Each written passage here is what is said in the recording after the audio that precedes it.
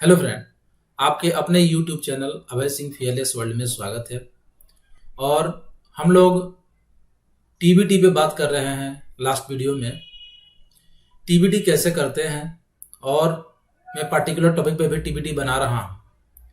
मेरे एक सब्सक्राइबर के कमेंट से मैंने मटेरियल इलेक्शन के ऊपर एक टीबीटी बनाई इसके पहले, और अभी मैं वर्क एट हाइट के ऊपर उन्हीं के रिक्वेस्ट के कारण बना रहा हूं। हमारे काफ़ी जो सेफ्टी रिप्रेजेंटेटिव है वो हर एक जगहों पे काम कर रहे होंगे और अपने सुपरवाइजर इंजीनियर को ट्रेंड कर रहे होंगे कि टीबीटी कैसे करना चाहिए। ये कोई कंपल्सन नहीं है कि मैं जैसे बता रहा हूँ आप वैसे ही करें, बट मेरा ये अपना अनुभव है कि एक परफेक्ट टीबीटी करना है तो उसमें कुछ चीज़ें जो है इन्वॉल्व होना चाहिए, जो कि मैंने पिछले वीडियो में बताए थे। और इसमें भी जब मैं वर्क एट हाइट का ट्रेनिंग करूंगा तो सारा चीज़ इंक्लूड करूंगा। मैंने जब ये यूट्यूब स्टार्ट किया था, मैं निबोस कर रहा था, निबोस आईजीसी। उस समय यूट्यूब पे कोई भी ऐसा वीडियो नहीं था जो कि हमें हेल्प कर पाए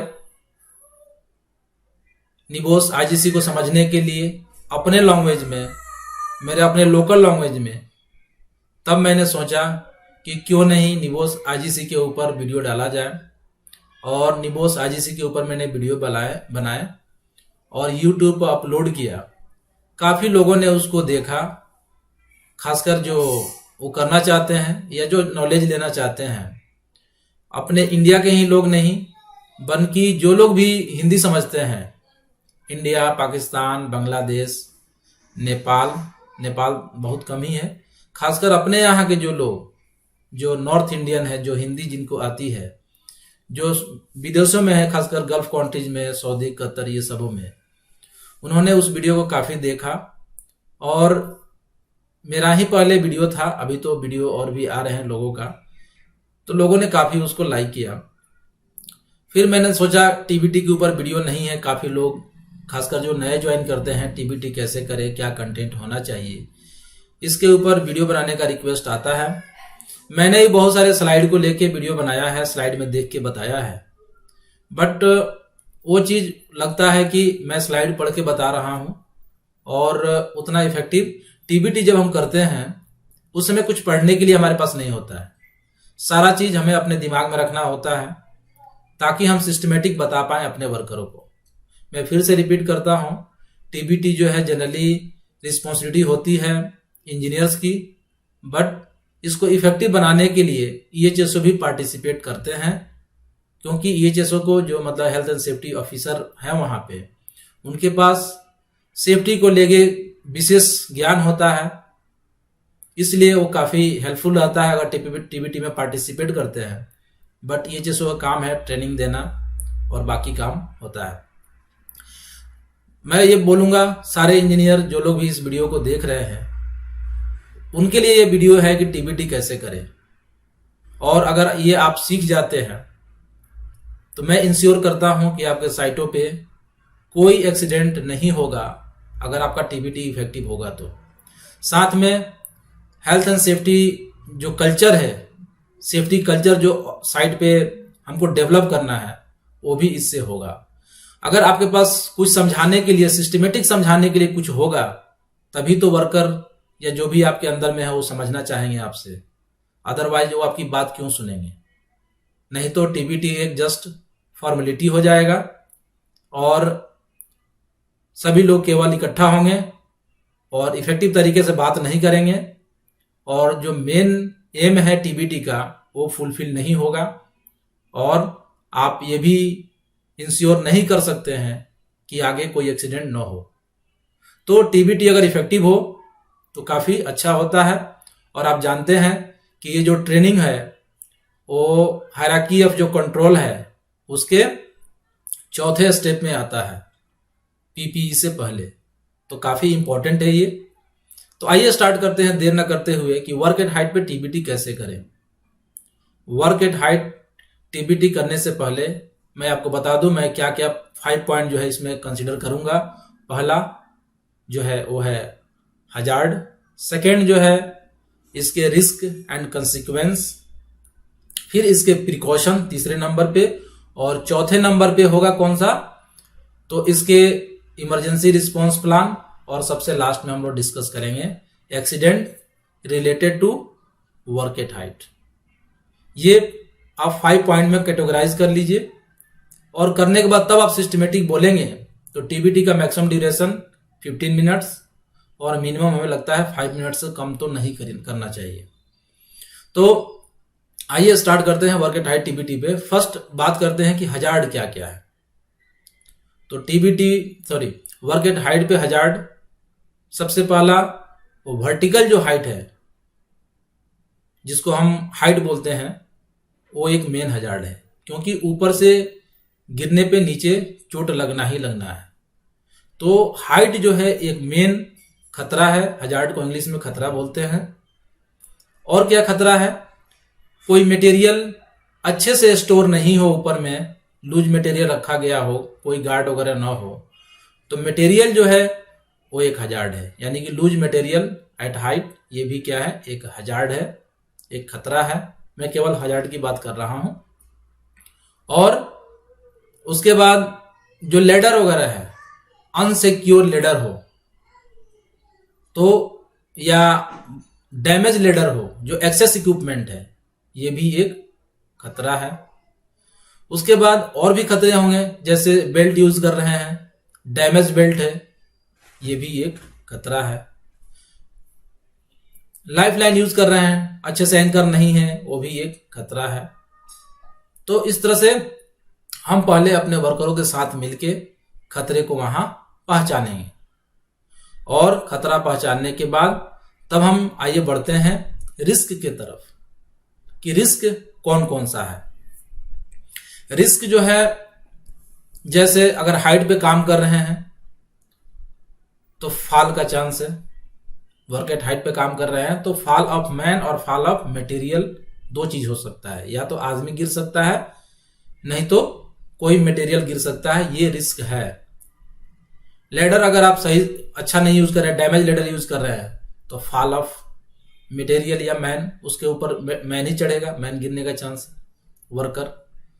तो ये सारे रिस्क हैं, यानी कि फॉल जो है रिस्क है, चाहे वो मटेरियल का हो चाहे मैन का हो। क्या क्या कंसिक्वेंस हो सकते हैं अगर हम इन सब हजार्ड को, रिस्क को कम नहीं करें। हजार्ड सेम रहता है, रिस्क को कम करते हैं। अगर रिस्क को कम नहीं करें तो क्या नुकसान होगा, तो ब्रोकन बोन हो सकता है, हमारी हड्डी टूट सकती है। मटेरियल अगर गिरे तो डैमेज हो सकता है, हमें चोट लग सकता है, स्पाइनल इंजरी हो सकता है, रीढ़ की हड्डी टूट सकती है, ब्रोकन स्पाइनल कोड, और डेथ भी हो सकता है, यानी कि फेटल एक्सीडेंट हो सकता है। तो ये सब इसके कंसिक्वेंस है। तो आइए अब बात करते हैं कि क्या कंट्रोल मेजर ले। तो कंट्रोल मेजर यानी कि इसके प्रिकॉशन, सावधानियां क्या लेंगे ताकि किसी तरह का एक्सीडेंट नहीं होगा। तो मैं यहां पे कहीं स्पेसिफिक बात नहीं कर रहा हूं, जनरल बात कर रहा हूं, क्योंकि टीबीटी में हम जिस तरह का काम रहता है ना, उसके अनुसार डिसाइड करते हैं प्रिकॉशन। बट मैं यहाँ किसी काम को लेके डिस्कस नहीं कर रहा हूं, तो जो भी आपके साइट पे काम हो रहा होगा उसके अनुसार आप सोचेंगे कि वहां पे क्या हजार्ड है। कुछ हजार्ड नहीं भी हो सकता है, जैसे लेडर वगैरह का यूज नहीं कर रहे हैं तो वो नहीं हो सकता है। तो उसके अनुसार आपको हजार्ड, रिस्क और उसके कंसिक्वेंस और उसके प्रिकॉशन के बारे में बात करना है। तो आइए जनरल प्रिकॉशन के बारे में बात करते हैं, जनरल सावधानी क्या क्या लेना चाहिए वर्क एट हाइट पे। तो सबसे पहले हम कोशिश करते हैं अवॉइड वर्क एट हाइट। हम हाइट पे काम कर ही नहीं, तो क्या ये पॉसिबल होता है? हर जगह पॉसिबल नहीं होता है। कैसे अवॉइड कर सकते हैं? सपोज हमें हाइट पे कोई चीज ले जाके लगाना है, तो पहले से हम यहां नीचे लगा के उसको इरेक्शन कर ले, तो क्या हो गया? एलिमिनेट हो गया। कोई चीज पेंट करके ऊपर ले जाके, ऊपर जाके पेंट करना है, तो ऐसा कर सकते हैं, उसको नीचे लाके पेंट करके वहां लगा दे। या हमें कोई चीज पेंट करना है तो हम लोग पिछले ही कंपनी से पेंट वाला ही मंगा ले, तो ऊपर चढ़ के पेंट करने की व्यवस्था नहीं है। हम सोचेंगे इस तरह का एलिमिनेशन के बारे में, ताकि जितना हो सके हम हाइट पे काम करना बच सके। लेकिन ये एलिमिनेशन यानी कि पूरी तरह से हटाना ये संभव नहीं होता है हर जगह पे। तब हम लोग दूसरे स्टेप के बारे में बात करते हैं, यानी कि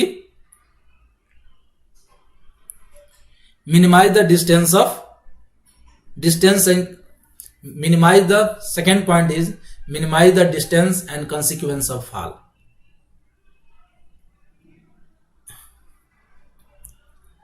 सेकेंड जो पॉइंट है वो है प्रिवेंशन ऑफ फॉल, यानी कि फॉल को रोके। तो फॉल को हम कैसे रोकेंगे? फॉल को रोकने के लिए हम वहां पे गार्ड लगाएंगे, बैरियर लगाएंगे, एक प्लेटफॉर्म दे सकते हैं अच्छे से बना के, मोबाइल एलिवेटेड वर्क प्लेटफॉर्म का यूज कर सकते हैं। इस तरह से हम क्या करते हैं, फॉल को प्रिवेंट कर रहे हैं। कई जगहों पे ये संभव नहीं होता है कि हम फॉल को प्रिवेंट करें, तो क्या करते हैं, फिर प्रिवेंट फॉल करने में ये भी आता है सेफ्टी नेट वगैरह लगाते हैं। अगर हम लगा देते हैं, जैसे आप देखेंगे बड़े बड़े बिल्डिंगों में जब काम होता है, मटेरियल तो गिरने का चांस रहता ही रहता है, लेकिन नेट लगाने से क्या है, मटेरियल उसमें आके फंस जाता है। तो हम लोग प्रिवेंट फॉल करते हैं। पहले कोशिश करते हैं कि फॉल हो ही नहीं होता है तो हम प्रिवेंट करते हैं। और अगर ये भी संभव नहीं है तो minimise the consequence of fall and distance, यानी कि अगर आदमी गिरे तो कम ही दूरी पे गिरे, ज्यादा नीचे ना आए, ऊपर ही फंस जाए, यानी कि सेफ्टी बेल्ट का कंसेप्ट। तो सेफ्टी बेल्ट अगर हम लगाते हैं तो ये फॉल को रोकता नहीं है, बट आपको ग्राउंड पे हिट करने से रोकता है, यानी कि कुछ ही दूरी गिरेंगे और आप उस बेल्ट में फंस जाएंगे, यानी कि आपको पकड़ लेगा और आपको थोड़ा सा चोट लग सकता है अगर नीचे कोई ऑब्जेक्ट हो तो, या अगर आप सही से बेल्ट लगाते हैं वर्टिकल 90 डिग्री पे हमारे सिर के ऊपर, तो आपको वहीं पे रोक लेता है। उसके बाद फॉल अरेस्टर आता है, जो कि हम रस्सी में उसको लगाते हैं लैडर वगैरह पे चढ़ने पे या कहीं भी जब चढ़ते हैं, तो जैसे ही हम फॉल होते हैं इसमें डिस्टेंस और भी कम हो जाता है, हम वहीं पे लटक जाते हैं फॉल अरेस्टर से। तो ये भी जो है फॉल अरेस्टर आदमी को गिरने से रोकता है। और ये दोनों उपाय हैं जिससे कि जो है फॉल को हम इसका डिस्टेंस कम कर सकते हैं, इसके कंसिक्वेंस को कम कर सकते हैं। तो ये हुआ प्रिकॉशन। आपको अपने कंपनी के काम के अनुसार इसको आप चेंज कर सकते हैं। अब बात आ गई लेडर की। जैसा कि आप जानते हैं लेडर शॉर्ट टर्म के लिए यूज करते हैं, काम करने के लिए, छोटे समय के लिए। आप लंबे समय तक लेडर पे काम नहीं कर सकते हैं। लंबे समय काम करना है तो आपको प्लेटफॉर्म की आवश्यकता है, एक प्रॉपर प्लेटफॉर्म हो तब जाके अच्छा होता है काम करना। तो अगर आप लेडर से काम कर रहे हैं तो आपको उसमें उसको एवरी 15 डेज पे या जिस तरह का जितना फ्रीक्वेंसी है उसको यूज करने का, उसके अनुसार उसको चेक करेंगे, हर एक पॉइंट को चेक करेंगे और देखेंगे कि सही से उसको सीढ़ी को यूज किया जा रहा है कि नहीं है, यानी कि उसका 4:1 जो रेशियो है, 4 ऊपर और 1 साइड में, ये मेंटेन होना चाहिए। साथ में उसकी कंडीशन अच्छी होनी चाहिए। उसी प्रकार अगर हम इस हाइट पे काम करने के लिए स्क्रैप फोल्डिंग का भी यूज करते हैं कई जगहों पे। आजकल जो है स्क्रैप फोल्डिंग का जो यूज है खासकर स्टील का हो गया है, पहले बम्बू वगैरह का यूज करते थे। तो इसमें जो है अगर मटेरियल हम स्क्रैप फोल्डिंग पे रखते हैं, मटेरियल ना गिरे, इसके लिए हम क्या लगाते हैं, टो बोर्ड लगाते हैं वहां पे साइड में, या हम और ऊंचा जाली लगा सकते हैं जिससे कि मटेरियल फॉल ना हो। ब्रिक वगैरह रखा गया हो, स्क्रैप फोल्डिंग पे काम हो रहा हो तो वो गिरे नहीं। लेकिन आदमी भी गिर सकता है, तो आदमी ना गिरे इसके लिए मिड रेल और टॉप रेल लगाते हैं। कमर के हाइट के इतना सफिशिएंट हाइट होनी चाहिए जिससे कि फॉल रोका जा सके, और इससे कम हो तो हम बेल्ट भी लगाते हैं कई जगहों पे। तो इस तरह से जो है हम मैन और मटेरियल दोनों गिरने के लिए रोकते हैं। उसके बाद जो है प्रिकॉशन ये भी है कि जैसे हम टीबीटी करा रहे हैं, सबको बता रहे हैं, समझा रहे हैं, एक safe system of work develop करते हैं, यानी कि SOP at work at height बनाते हैं safe operating procedure at work at height का एसओपी बनाते हैं, एक प्रोसीजर बनाते हैं और उनको ट्रेनिंग देते हैं। साथ में ये टीबीटी जो हम आप वर्क एट हाइट में बता रहे हैं लोगों को, इससे भी उन्हें नॉलेज मिलता है और इससे भी एक्सीडेंट कम हो जाता है। और सबसे जो लास्ट है वो है पीपीई, यानी कि पर्सनल प्रोटेक्टिव इक्विपमेंट। पीपीई में बेल्ट भी आता है। जैसा कि आप जानते हैं कि दो सिचुएशन होता है, या तो मैन गिर जाए या मटेरियल गिर जाए। तो मैन को गिरने से रोकने के लिए हम सेफ्टी बेल्ट का यूज करते हैं, साथ में उन्हें पीपी पहनाते हैं कि सिर वगैरह में चोट ना आए, पैर वगैरह में चोट ना आए। और जो नीचे खड़े हैं उनके ऊपर मटेरियल ना गिरे, इसके लिए भी उन्हें हेलमेट, शू पहनाते हैं। साथ में मटेरियल ना गिरे इसके लिए मैंने बताया कि टो बोर्ड या मटेरियल का गार्ड वहां पे लगाते हैं। तो हम केवल एक लेवल का प्रोटेक्शन नहीं लेते हैं, आप देख रहे हैं कि 2 या 3 लेवल हो जा रहा है। कि पहले तो हम कोशिश करें कि मटेरियल ना गिरे, अगर मटेरियल अगर गिर भी जाता है तो नीचे हम पीपी प्रोवाइड कर दिए हैं जिससे कि उन्हें चोट ना आए। तो ये प्रिकॉशन है और ट्रेनिंग जो है मस्ट है, आप ट्रेनिंग दें ताकि उनको प्रॉपर यूज करना आए। और अगर मटेरियल इरेक्शन हो रहा है, उठा रहे हैं या कोई मटेरियल ऊपर में है तो कोई आदमी उसके नीचे ना आए। ये जो भी प्रोसीजर है, जब तक हमारे मैन पावर जो हमारे वर्कर हैं वो अवेयर नहीं रहेंगे तो ये सारा प्रोसीजर रखा रह जाएगा। परमिट लगाते हैं वर्क एट हाइट पे काम करने के लिए, लेकिन परमिट क्या है? एक तो कॉपी है, एक पेपर है, एक पीस ऑफ पेपर है। इसका कोई मतलब नहीं है जब तक हमारे एम्प्लॉय, हमारे वर्कर, जो भी हमारे मैन पावर है साइट पे, अगर वो अवेयर नहीं होते हैं तो इन सब का कोई मतलब नहीं है। तो मैं रिपीट करता हूँ, ट्रेनिंग बहुत जरूरी है और इसीलिए मैं ये इफेक्टिव टीबीटी कराने की बात बोलता हूँ। इसके बाद जो नेक्स्ट पॉइंट है वो है हमारा इमरजेंसी रिस्पांस प्लान, ईआरपी। हम जानते हैं इतने सारे कंट्रोल मेजर लेने के बाद, यानी कि हमने ट्रेनिंग भी दिया, हमने पीपीई भी दिया, हमने एलिमिनेशन के लिए काम किया, रिड्यूस के लिए काम किया, गार्ड लगवाए, फिर भी एक्सीडेंट होने का चांस रहता है क्योंकि आदमी गलती करता है।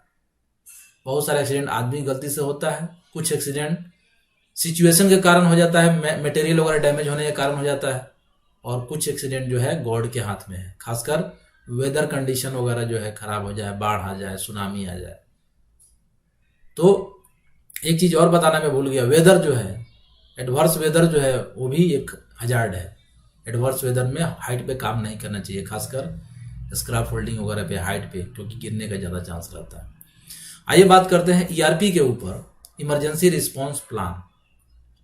अगर कोई आदमी बेल्ट लगा के काम कर रहा है और वो गिर जाता है, आप जानते हैं जब वो गिरेगा तो बेल्ट अगर प्रॉपर लगाया है तो बेल्ट में ही रहेगा, लटक जाएगा वहां पे। और इससे क्या होता है कि हो सकता है कि कहीं उसको जर्क आए, इसके जर्क को रोकने के लिए बॉडी पे जो शॉक आता है गिरने से, वो उसको रोकने के लिए शॉक एब्जॉर्बर लगाते हैं फुल बॉडी हार्नेस में। और ये काफी हद तक शॉक एब्जॉर्बर ओपन हो जाता है, एक रबड़ है, जिससे कि क्या है, बॉडी पे शॉक नहीं आके रबड़ पे शॉक आता है। फिर भी कभी कभी ऐसा होता है कि गिरने के बाद अंदर चोट आता है और आदमी बेहोश हो जाता है। 2 तरह का चीज होता है, एक होता है रेस्क्यू और एक होता है इवैक्यूएशन। रेस्क्यू और इवैक्यूएशन में क्या अंतर है? रेस्क्यू क्या होता है कि हम लोग, कोई आदमी अपने से नहीं निकल पाएगा, जैसे कि मैंने बोला बेल्ट में लटक गया है, अब वो अपने से नहीं वहां से निकल पाएगा, किसी को जाके निकालना ही पड़ेगा, तुरंत रेस्क्यू करना है, वो आदमी अपने से नहीं वहां से भाग पाएगा, इसको बोलते हैं रेस्क्यू। लेकिन इवैक्यूएशन किसे बोलते हैं? जैसे आग लगा और आदमी अपने से वो खाली कर देता है, इसको बोलते हैं इवैक्यूएशन। यानी कि उसमें टाइम रहता है, उसमें उसके पास समय है और वो खुद कर सकता है। बट रेस्क्यू दूसरे के द्वारा किया जाता है, वो आदमी एबल नहीं है वहां से बाहर निकलने के लिए। तो हम लोग दोनों प्लान तैयार कर लेते हैं ईआरपी में, इमरजेंसी रिस्पांस प्लान में।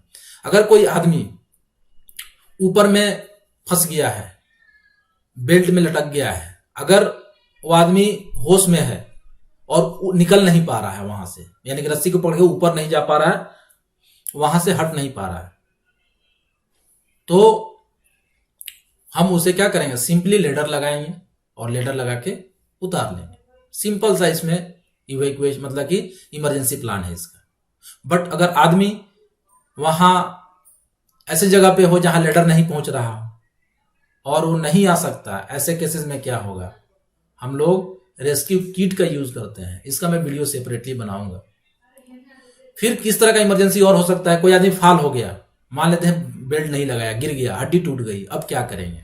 हमारे पास ambulance, first aid box, first aider, साथ में कौन से हॉस्पिटल में ले जाना है, इसका पूरी प्लानिंग होनी चाहिए। किससे बात करना है, किसको कम्युनिकेट करना है, कौन आदमी करेगा, इसको बोलते हैं इमरजेंसी रिस्पॉन्स प्लान। अगर कोई आदमी गिरता है, सिर पे चोट आ जाता है, बेहोश हो जाता है, कौन सा हॉस्पिटल में ले जाएंगे, क्या फर्स्ट एड ट्रीटमेंट देंगे, किस आदमी से कम्युनिकेट करेंगे, कौन सा हॉस्पिटल में ले जाएंगे, ये सारा चीज ईआरपी में आता है। तो ये हमें तैयार रखना है, साथ में इसका मॉडल करना है।